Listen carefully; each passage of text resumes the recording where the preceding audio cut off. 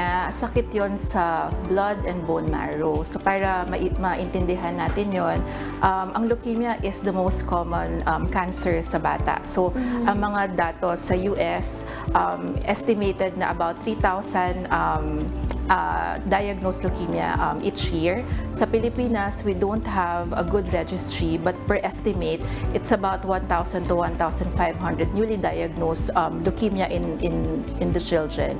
So, ang leukemia ay sakit sa blood and bone marrow. So, para maintindihan natin ang leukemia, isipin natin ang bone marrow. So, mayroong problema sa bone marrow. Ang bone marrow, siya yung parang factory sa katawan. So, when we say factory, gumagawa yung katawan natin ng mga blood-forming cells. So, ang bone marrow, doon galing yung hematopoietic stem cells. So, pag sinabing stem cells, yun yung mga batang blood cells. So, yung mga bata nagmamature, nagiging mature blood cells, nagiging mature red blood cells, white blood cells, and platelets. Sa leukemia, hindi sila nagiging mature. Nagsistay sila into immature cells or what we call blast. So pag dumadami yung blast, nagiging uncontrollable, siksik yung bone marrow ng blast, hindi makakagawa ng normal blood cells. So dyan basically ang leukemia. Ang simpleng mga lagnat ay hindi dapat ipinagsasawalang bahala dahil ito ay maaaring isang senyales ng mas malalang karamdaman kagaya ng cancer sa mga bata tulad ng leukemia.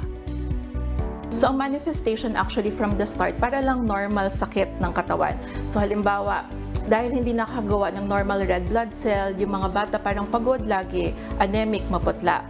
Pag halimbawa, dahil hindi nakagawa ng normal na platelet count, usually ibang presentation nila, maraming pasa or nagdudugo yung ilong. Kung halimbawa dahil hindi nakakagawa ng mature na WBC, ang presentation nila minsan ay pabalik-balik na lagnat na nakailang antibiotics na hindi gumagaling. Kaya't napakainam ang pagpapakonsulta ng maaga, lalo na kung ang nakasalalay ay ang kalusugan ng mga bata.